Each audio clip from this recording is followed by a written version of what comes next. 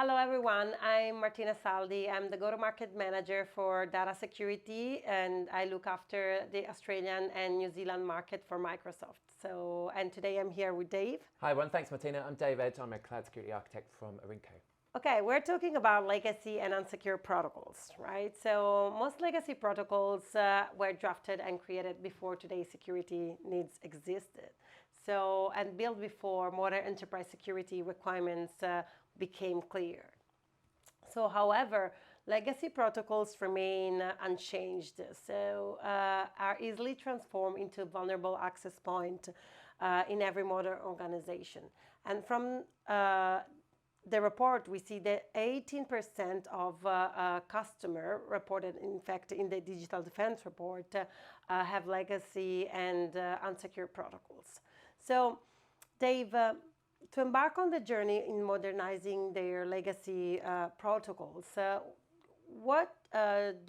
can you take us through, what a customer challenges and action could be? So what we see is in that modernization journey is just that there are still significant anchors, if you like, to keeping us wedded to insecure operating systems on which those applications would sit, and in reality, they're expensive to replace.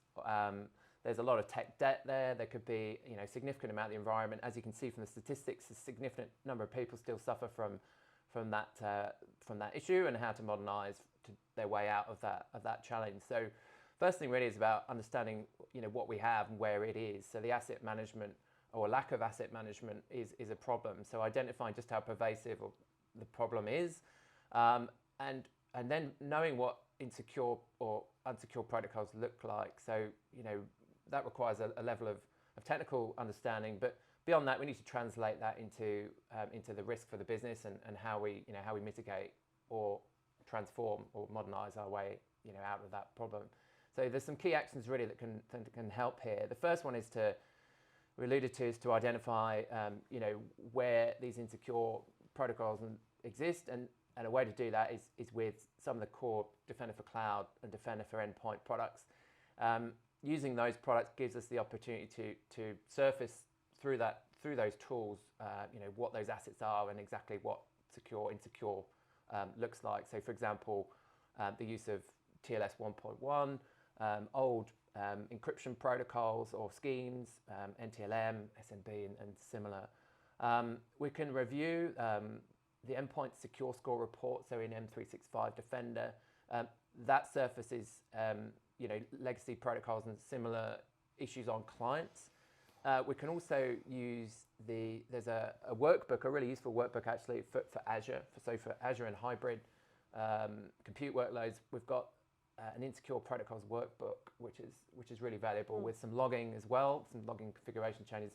If they're not already enabled, then we can really start to surface, where this stuff is, and work out a plan to deal with that.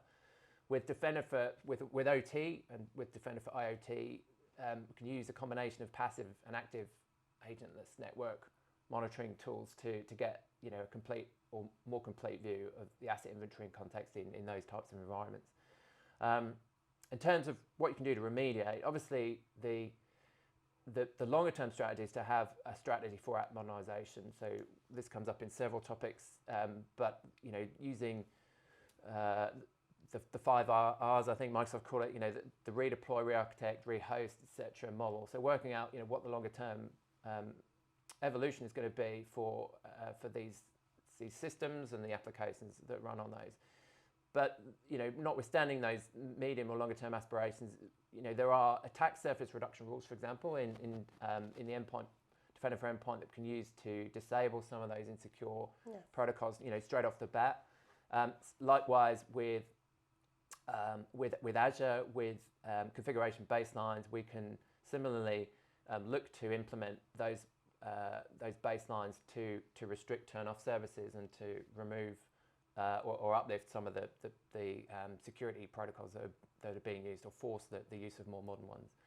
In terms of typically, we're trying to look at where these are most problematic when they're exposed to the internet, of course, and so we've probably touched on this in another topic, but the idea of using conditional access and things like Azure AD or Entra ID app proxy, so we can use more modern front-ended authentication protocols whilst restricting the legacy systems behind, effectively those proxy services. So they're only exposed as such within the internal network rather than across the internet, which was far more of an issue. The report insights shows us that the 16% of customers have weak email protection against common threats.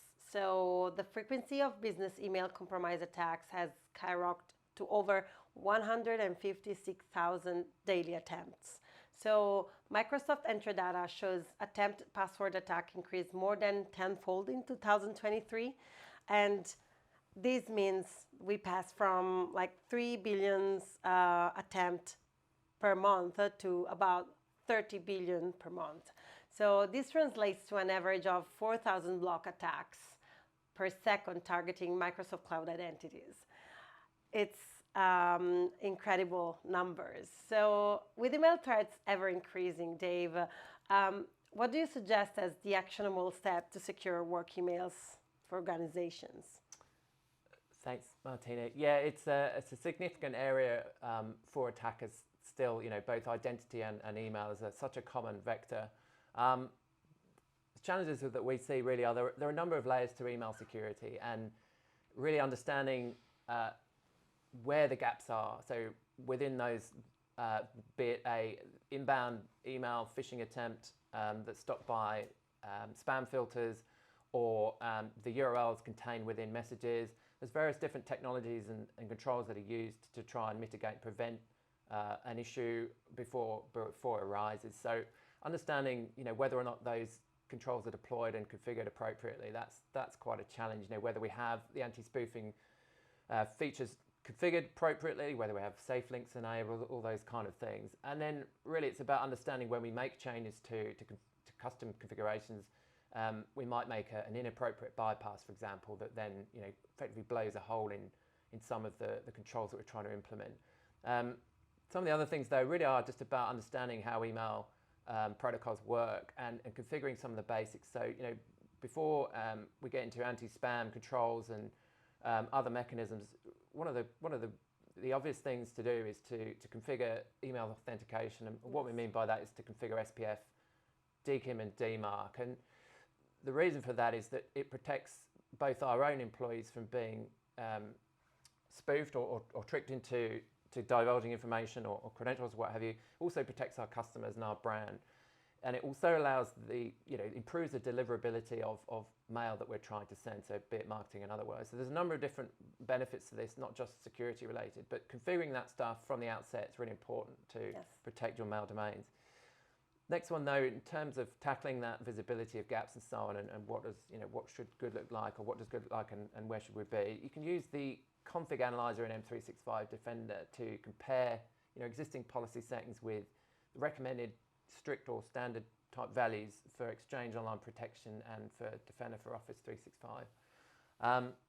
A key control really as well is to use conditional access policies to prevent access to mailboxes. So following through that sequence of a multi-stage attack, we're able to kind of control, maybe create conditions under which people can access mailboxes. So through a successful phishing attempt, we're restricting access to unrecognized devices or locations and requiring MFA, of course.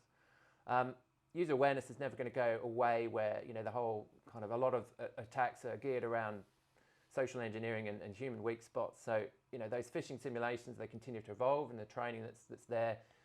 These are capabilities that are given out the box with Defender for Office 365. So really leveraging those and the things like the reporting of malware, phishing add-ons that are there that can be enabled. Finally, when things go awry and when things get through the goalkeeper as such, reviewing some great material in the Defender for Office 365 SecOps guide. So really, what do we do in an incident? Where do we look? How do we remediate? What's the response?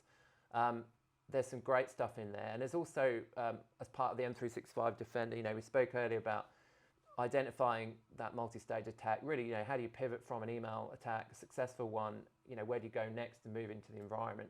So using M365 Defender really to help to prevent and identify those multi-stage attacks and response to those. Well, thank you. Definitely great insights. So thanks again. Thanks, Martina.